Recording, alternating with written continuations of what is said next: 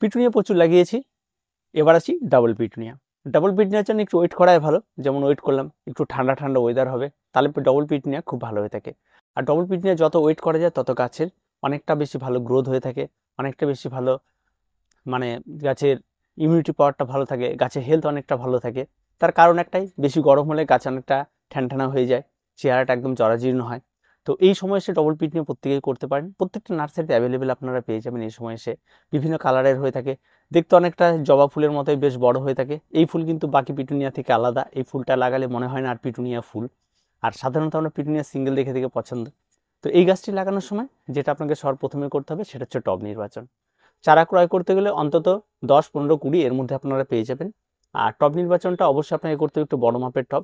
আর টব যদি নর্মাল রাখেন 8 থেকে 10 ইঞ্চি, হ্যাঙ্গিংও করতে পারেন, ওই একই সাইজের টব আপনাকে রাখতে হবে। আর মাটির মিশ্রণ, এখানে মাটির মিশ্রণে অনেকটা পিটুনিয়া গাছকে বলা হয় রাক্ষসী গাছ। 50% মাটি 50% কম্পোস্ট প্রথমে মিশিয়ে দেবেন। তারপরে টবের নিচে ড্রেনেজটা একটু ঠিকঠাক রেখে মাটির মিশ্রণ তৈরি করে গাছ লাগিয়ে দিন। গাছ ধাই ধাই করে বাড়বে, গাছে যেমন খাবার দেবেন তেমন বাড়বে। গাছে খাবারের জন্য গাছ মারা যাবে, এটা কিন্তু অন্তত পিটুনিয়ার ক্ষেত্রে হবে না, এই ডবল পিটুনিয়াতে একদমই নয়। তো গাছ লাগিয়ে দেওয়ার পর যেটা আপনাকে করতে হবে, সবসময় যেন জলটা একটু অল্প পরিমাণে দিতে হবে।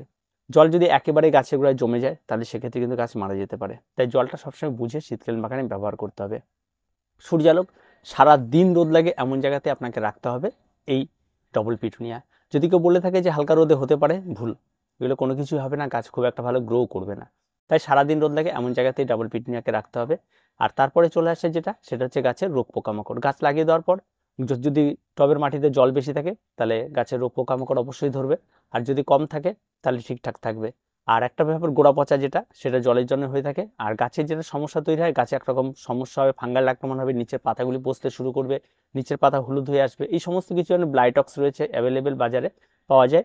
এটা আপনারা স্প্রে করলে বেশ ভালো সুরাহা পাওয়া যায়। আর তাছাড়া বাজার চলতে বর্তমানে প্রচুর ফাঙ্গাল, অ্যান্টি ফাঙ্গাল পাওয়া যায়। যেটা আপনাদের পছন্দ সেটা আপনারা ক্রয় করে নিন।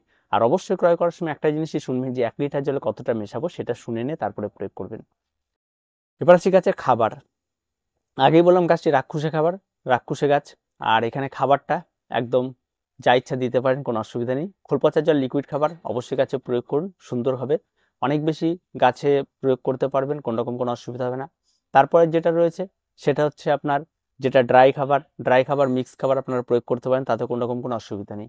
তবে গাছে পিঞ্চিংয়ের কোনো প্রশ্নই ওঠে না। যেভাবে গাছ বেড়ে উঠছে সেভাবে গাছকে বেড়ে উঠতে দিন, দেখবেন গাছ অনেক বেশি ভালো হবে। আর গাছে যেটা বিষয় থাকে সেটা হচ্ছে একটা নির্দিষ্ট সময় অন্তর গাছে আপনাকে অ্যান্টিফাঙ্গাল এবং পেস্টিসাইড স্প্রে করে যাওয়াটা সবচেয়ে বাঞ্ছনীয় এবং সেটা সবচেয়ে ভালো হয়ে থাকে। তাহলে গাছে কোনো রকম ধাক্কা বা কোনো কিছু আসলে গাছ নিজেকেই সামলে নিতে পারে বা পোকামাকড়ের বাড়তি আক্রমণটা ঘটে না। ফলে গাছ অনেক বেশি ভালো থাকে। তো যেটা আপনার পছন্দ সেটা আপনারা করুন, কোনো রকম কোনো অসুবিধা নেই। আর এই গাছটি এমন একটা গাছ যেটা নতুন বাগানি থেকে শুরু করে প্রত্যেকে করতে পারবেন, আর ফুল থেকে প্রত্যেকে পাগল হয়ে যাবেন। আর ফুলের সাইজ কিন্তু অনেকটা বড় হয়। তবে হ্যাঁ, যদি বেশি মাত্রায় আপনারা গাছে যদি মানে জায়গা বেশি না দেন, জায়গায় স্পেস না থাকে, যদি ছোট টবে করে তাহলে খুব একটা ভালো রেজাল্ট হবে না, ফুল নাও ফুটতে পারে। তার জন্য এই জন্য মাটিটা টবের মধ্যে যেন বেশি থাকে, একটু বড় মাপের টব নেওয়ার চেষ্টা করবেন, একটু ছড়ানো টব নেওয়ার চেষ্টা করবেন, তাহলে অনেক বেশি ভালো হবে। আর তেমন কিছু নেই, রং বেরঙের পাওয়া যায় নার্সারি থেকে। এই সময়টা চলছে, আপনারা লাগিয়ে দিন ঝটপট। আর এগুলো নিয়ে আর অত কত কিছু বলবো, এগুলো নিয়ে আর কিছু বলার নেই, প্রত্যেকে লাগিয়ে ফেলুন। তো দেখা হচ্ছে পরবর্তী ভিডিওতে।